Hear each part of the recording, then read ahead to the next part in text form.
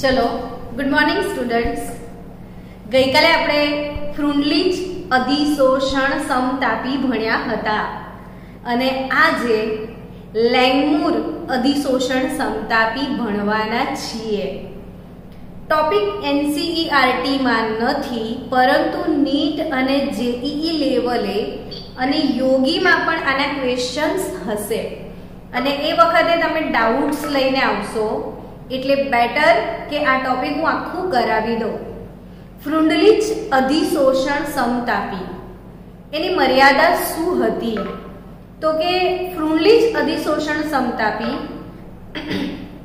એ અનુભવિત છે, અનુભવથી રજૂ કરી હતી। એનો કોઈ સૈદ્ધાંતિક પાયો નહોતો, ગાણિતીય સમજણ નહોતી મળતી। તમને ફ્રુંડલીજની વાત કરું, થોડી રિપીટ કરું તો કે x/m ચાલે છે p⁻⁴n જ્યાં n કમ્પલસરી ગ્રેટર ધેન 1। હવે ધારો કે n ની કિંમત 2 લઉં તો 1/2 0.5 થાય ને, એટલે અહીંયા n કમ્પલસરી ગ્રેટર ધેન 1 થવું જોઈએ। હવે આ શરત પ્રમાણે આપણે આને કાલે શું કીધું હતું? તો કે આને આપણે કીધું હતું अधिशोषण ની માત્રા ને આ શું હતું? દબાણ। તો एक्चुअली આ રિલેશન શું હતો? તો કે अधिशोषणની માત્રા દબાણના સમપ્રમાણમાં હોય છે, અર્થાત કે દબાણ વધે તો अधिशोषण વધે। પરંતુ એમાં એવું હતું કે દબાણ વધે તો अधिशोषण વધતું હતું। જો આ વધ્યું દબાણ તો अधिशोषण વધ્યું, અમુક લેવલ સુધી વધતું હતું। યાની કે બહુ નીચું દબાણ હોય ને આ નીચા દબાણે ધીરે ધીરે દબાણ વધારો તો अधिशोषण વધતું હતું, પછી अधिशोषण વધ્યા પછી એક લેવલ આયા, પછી એ સંતૃપ્તતા પ્રાપ્ત થતું, પછી નતું વધતું। અર્થાત ઊંચા દબાણે अधिशोषण દબાણથી સ્વતંત્ર થઈ જતું હતું। કહેવાનો મતલબ કે નીચા દબાણે अधिशोषण દબાણ પર આધાર રાખતું હતું, પરંતુ ઊંચા દબાણે अधिशोषण દબાણથી સ્વતંત્ર થઈ જતું હતું। ઊંચા દબાણે દબાણની કોઈ જ અસર થતી નથી, ફક્ત નીચા દબાણે થતી હતી।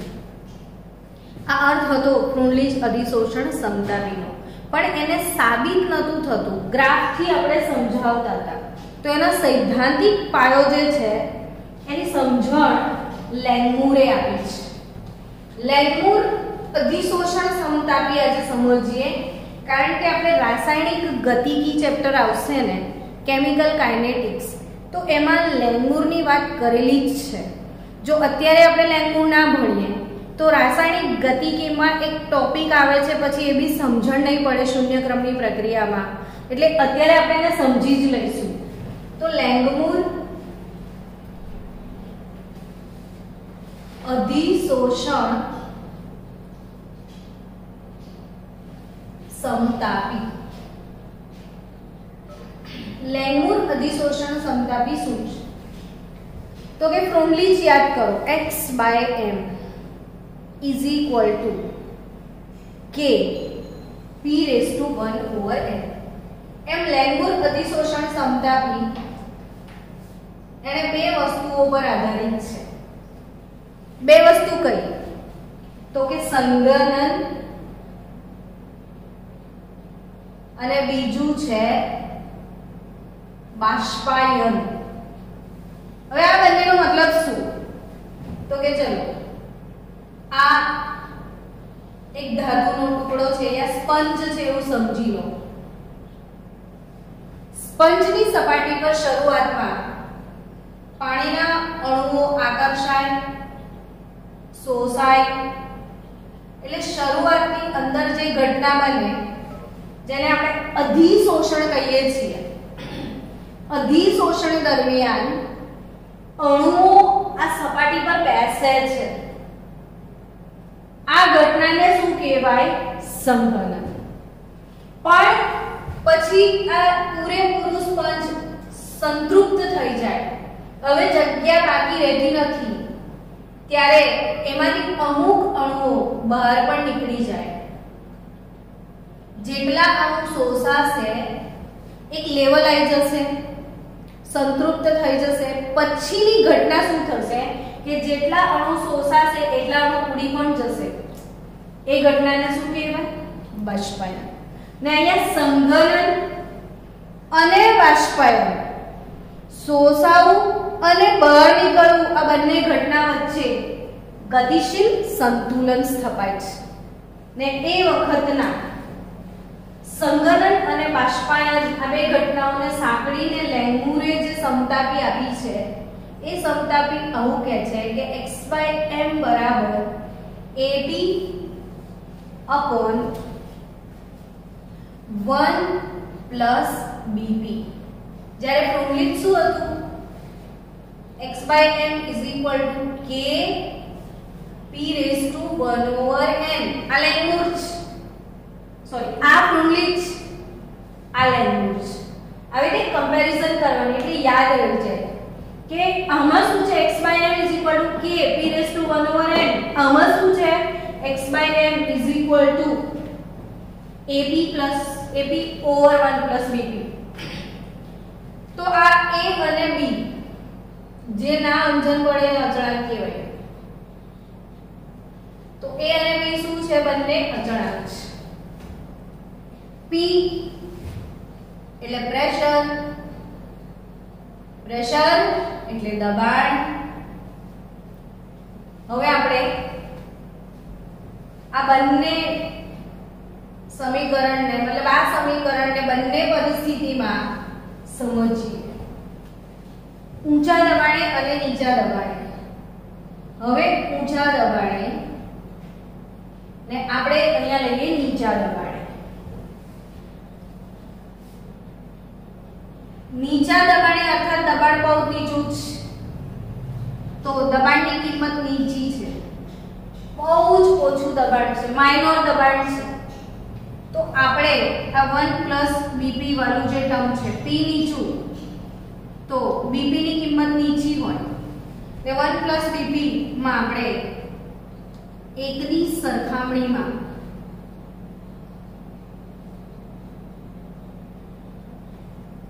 bp ને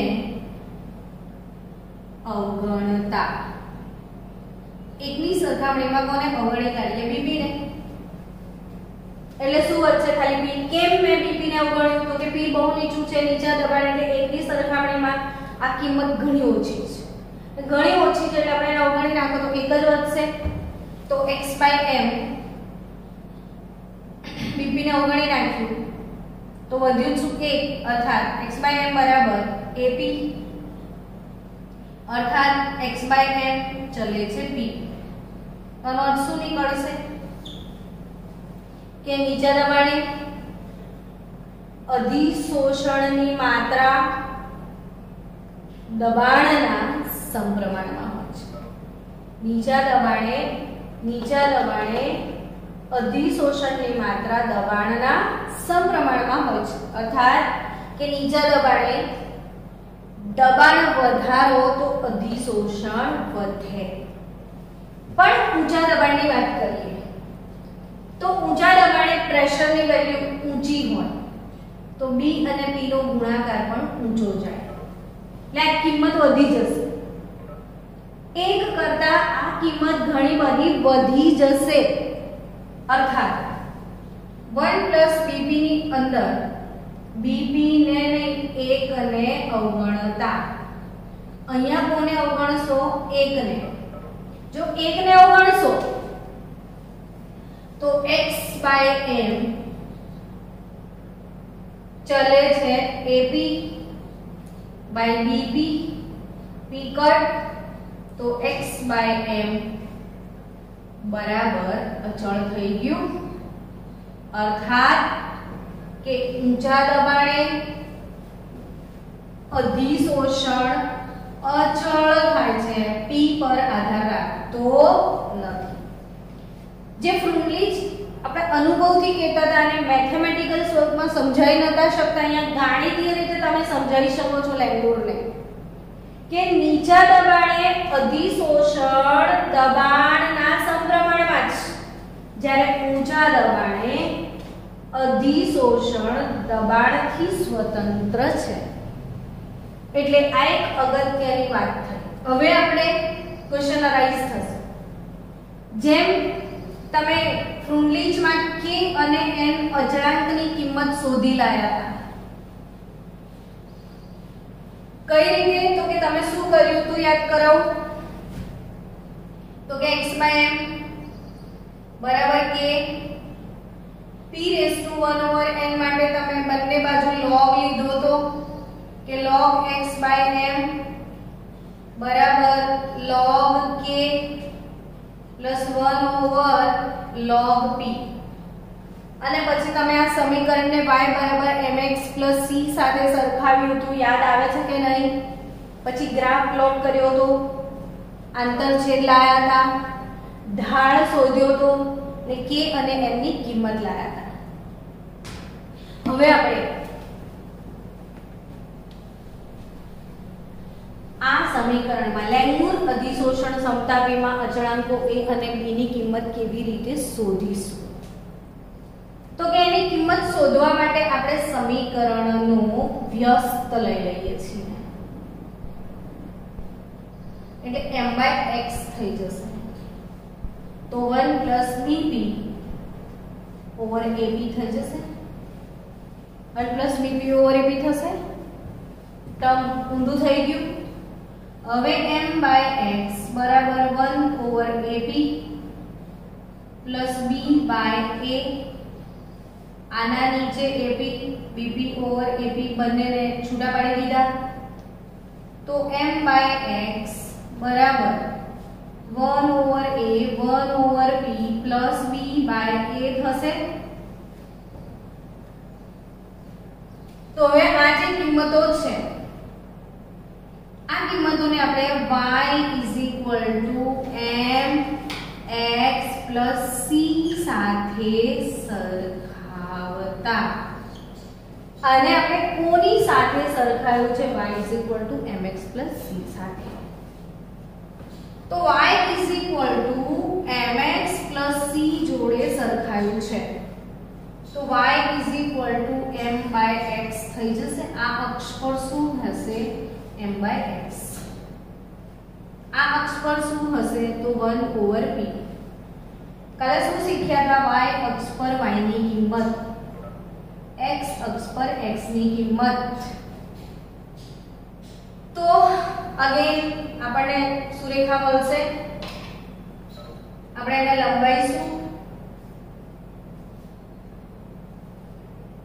તો આ જે આંતરછેદન મળશે, આંતરછેદન એટલે c, એટલે અહીં મળશે આંતરછેદનથી b/a, અને સુરેખાનો ઢાળ શોધીશું. સુરેખાનો શું શોધીશું? ઢાળ. તો ઢાળ પરથી આપણને, સુરેખાના ઢાળ પરથી આપણને m ની કિંમત મળશે. તો ઢાળ m is nothing but 1/a. એટલે અહીં આગળ તમને a બરાબર 1/ઢાળ થશે. ઢાળ પરથી તમને a ની કિંમત મળે, a ની કિંમત અહીંયા મૂકી દેશો તો b ની કિંમત મળી જશે. એટલે આ બંને અચળાંકોની કિંમત a અને b અચળાંકની કિંમત આ રીતે લઈ શકાય. તો આ થઈ લેંગમૂર અધિશોષણ સમતાપી. યાદ રહ્યું ને? તો આ એક વધારાનો ટોપિક હતો જે NCERT માં નથી. હવે આના પછી તમારી ટેક્સ્ટ બુકમાં કયો ટોપિક આવે છે? તો ઉદ્દીપન. તો આપણે એ ટોપિક શરૂ કરીએ. લેંગમૂર અધિશોષણ સમતાપી પછીનો જે ટોપિક છે આપણી ટેક્સ્ટ બુકમાં, એ ટોપિક કયો છે? હવે આ ઉદ્દીપન એટલે શું? તો કે ઉદ્દીપન સમજતા પહેલા આપણે સમજવું પડે ઉદ્દીપક શું છે. ઉદ્દીપક ખ્યાલ છે તમને કોઈને? ઉદ્દીપક એટલે શું? ઉદ્દીપક એટલે શું? તો કે ઉદ્દીપક રાસાયણિક પ્રક્રિયામાં ભાગ લેતો નથી. જે પદાર્થ રાસાયણિક પ્રક્રિયામાં ભાગ લેતો નથી પરંતુ રાસાયણિક પ્રક્રિયાનો વેગ વધારે એને શું કહેવાય? ઉદ્દીપક. ઉદ્દીપક એટલે આપણે કહેતા હોઈએ છીએ કેટાલિસ્ટ. ઉદ્દીપકને શું કહીએ છીએ બાળકો? કેટાલિસ્ટ. વિચારો, તમે હમણાં ભણવા બેઠા છો, તમે એકલા જ છો ઘરે, પેરેન્ટ્સ નથી, તમારી જોડે મોબાઈલ છે, ટીવી છે અને તમે એકલાને ભણવાનું છે. વિચારો આ પ્રક્રિયાનો વેગ કેવો હશે. ઇવન તમારા જોડે પેરેન્ટ્સ બી બેઠા હોય તોય તમે મોબાઈલમાં ગીતો જ સાંભળો, ભણવાના નથી એવા છો. તો આ પ્રક્રિયા તમને આખા દિવસમાં 10 જ પ્રશ્નો મોડે કરવા આપ્યા છે, પણ તમે ઘરે એકલા છો, ટીવી છે, મોબાઈલ છે, બધું જ છે, તો આઈ ડોન્ટ થિંક કે આ 10 પ્રશ્નો તમે મોડે કરી શકો. સાંજ સુધીમાં 1 કે 2 પ્રશ્ન મોડે થશે, યા તો એ બી નહીં થાય. અર્થાત તમારી પ્રક્રિયાનો વેગ ઘણો ઓછો છે. પણ કોઈના પપ્પા એકદમ કડક હોય, હાથમાં દંડો લીધો છે અને તમને સામે બેસાડી દીધા છે. પપ્પા દંડો લઈને સામે બેઠા છે, તમે એમની સામે બેઠા છો અને તમારે વાંચવાનું છે. આઈ થિંક બધું જ સમજી ગયા તમે કે તમારો વાંચવાનો વેગ કેવો હશે. અહીંયા તમારા પપ્પા તમને વાંચવા લાગવાના નથી, ફક્ત દંડો લઈ દેખાડવાના છે, પણ તોય તમારી વાંચવાની પ્રક્રિયાના વેગમાં વધારો થઈ ગયો. અર્થાત કે જે રાસાયણિક પ્રક્રિયામાં ભાગ લેતો નથી પણ ફક્ત પ્રક્રિયાનો વેગ વધારે, એની હાજરી જોઈએ. બીજું ઉદાહરણ, હવે કેમિસ્ટ્રીનું ઉદાહરણ, તમે લેબમાં જઈને ટ્રાય કરો કે KClO3 પોટેશિયમ ક્લોરેટ, KClO3 શું નામ છે બાળકો? Potassium chlorate. તમને પી બ્લોકની અંદર પણ આ બનાવટ આવે જ છે, એટલે આપણે એને સાંભળીએ અને ચબાઈએ તો ફાયદો જ છે. પોટેશિયમ ક્લોરેટ KClO3, આને તમે ગરમ કરો છો તો ડીકમ્પોઝ થાય. તો અહીંયા તમે 2KClO3 લો તો 2KCl + 3O2 oxygen gas release થવાનો છે. કયો ગેસ રિલીઝ થાય છે? Oxygen gas. એટલે લેબની અંદર તમે પોટેશિયમ ક્લોરેટને લઈને ગરમ કરો તો ઓક્સિજન ગેસ છૂટો પડે, પણ બહુ જ ધીમે ધીમે ધીમે ગેસ આવે છે. એટલે આ લોકોએ શું કર્યું? એમાં મેંગેનીઝ ડાયોક્સાઇડનો ભૂકો નાખી દીધો. ટેસ્ટ ટ્યુબમાં શું નાખી દીધું? મેંગેનીઝ ડાયોક્સાઇડનો ભૂકો. MnO2 નો બ્લેક પાવડર નાખી દીધો અને પછી ફરી પ્રક્રિયા થઈ. તો જે પહેલા 20 મિનિટમાં કે 25 મિનિટમાં થવાવાળી પ્રક્રિયા ખાલી 5 મિનિટમાં પતી જાય છે અને બહુ ફાસ્ટ ગેસ નીકળવા લાગે છે. અને પ્રક્રિયાને અંતે જોયું તો MnO2 જેવો નાખ્યો તો એવો ને એવો જ પાછો મળ્યો. એણે કંઈ જ નહીં કર્યું, કોઈ રાસાયણિક પ્રક્રિયામાં ભાગ લીધો નથી, છતાં પણ એની હાજરીના કારણે આનું વિઘટન ઝડપી બન્યું ને ભમાભમ ગેસ નીકળ્યો. અર્થાત કે આ પાર્ટી રાસાયણિક પ્રક્રિયામાં ભાગ લેતી નથી, પરંતુ રાસાયણિક પ્રક્રિયાનો શું વધારી લીધો? વેગ. એટલે અહીંયા MnO2 ને ઉદ્દીપક કહેવાય. MnO2 ને શું કહેવાય બાળકો? ઉદ્દીપક એવું કહેવાય. તો પછી ક્વેશ્ચન થાય કે ઉદ્દીપક ની તમે તો ઉદ્દીપન લખ્યું છે, લખવામાં ભૂલ કરી છે મેડમ.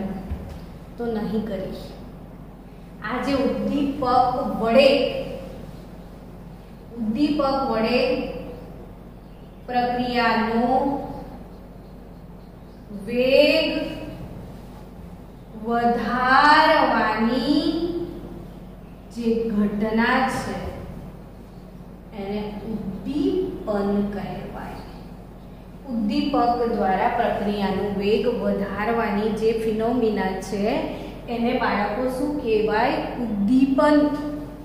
તમે યાદ કરો, છેક 12માં આવી ગયા ને. હવે તો 8મા 9મા 10મામાં ઢગલો રાસાયણિક સમીકરણો લખ્યા જ હશે, ટેસ્ટ આપ્યા જ છે. એ બધા કેટલા બધા સમીકરણોની અંદર તમે ઉદ્દીપક વાપરેલા. જો લિસ્ટ બનાવવાનું. હવે આપણે એમ વિચાર કે આ કઈ રાસાયણિક પ્રક્રિયાઓમાં મેં ઉદ્દીપક નાખેલો એવું યાદ કરો તો તમને પી બ્લોકમાંથી એક પ્રક્રિયા યાદ આવશે. 2SO2 gas plus O2 gas gives sulfur trioxide gas. Sulphur dioxide વાયુનું ઓક્સિજનની હાજરીમાં ઓક્સિડેશન થઈને સલ્ફર ટ્રાયોક્સાઇડ વાયુ બને છે. આ પ્રક્રિયા આપણે સંપર્ક વિધિમાં વાપરીએ છીએ. ને સંપર્ક વિધિ એટલે સલ્ફ્યુરિક એસિડનું ઉત્પાદન. કોનું ઉત્પાદન? Sulphuric acid. સંપર્ક વિધિ.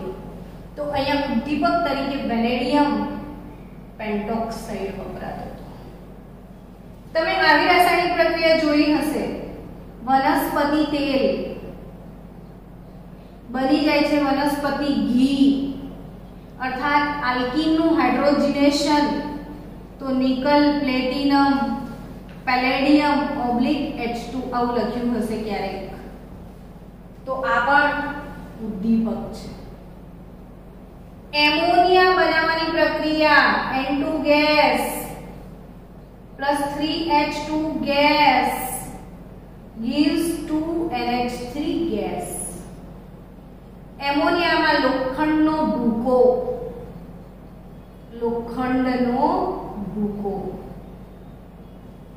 ઉદ્દીપક તરીકે વપરાય છે. તો અહીં આગળ એમોનિયાની બનાવટ દરમિયાન ઉદ્દીપક તરીકે શું વપરાય છે બાળકો? લોખંડનો ભૂકો. અહીંયા શું વપરાય છે? Nickel, platinum, palladium. તો બધા ઉદ્દીપકો કહેવાય. આટલા ઉદાહરણ પછી તો સમજ પડી જ ગઈ હશે કે ઉદ્દીપક કોને કહેવાય. તો કે જે પદાર્થ રાસાયણિક પ્રક્રિયામાં ભાગ લેતો નથી પરંતુ રાસાયણિક પ્રક્રિયાના વેગને વધારે છે, એને શું કહેવામાં આવે છે? ઉદ્દીપક. અને ઉદ્દીપક દ્વારા પ્રક્રિયાનો વેગ વધારવાની જે ઘટના છે એને ઉદ્દીપન કહેવાય. હવે આ ઉદ્દીપન બે પ્રકારના છે. આ ઉદ્દીપન કેટલી પ્રકારના છે? બે પ્રકારના. તો આ ઉદ્દીપન ના કયા બે પ્રકાર છે? સમાંગ ઉદ્દીપન અને બીજું વિષમાંગ ઉદ્દીપન. સમાંગ ઉદ્દીપન અને બીજું કયું ઉદ્દીપન? વિષમાંગ ઉદ્દીપન. તો બાળકો આપણે સમાંગ અને વિષમાંગ ઉદ્દીપન પૂરી ડિટેલમાં કાલે કરીશું. તો સમાંગ, વિષમાંગ અને ઉત્સેચક ઉદ્દીપન જે છે એ આપણે કાલે ભણવાના છીએ. આ ટોપિકને આપણે અહીંયા એન્ડ કરીએ છીએ આજે. તો કાલે મળીએ ફરીથી ઉદ્દીપનના પ્રકાર સાથે.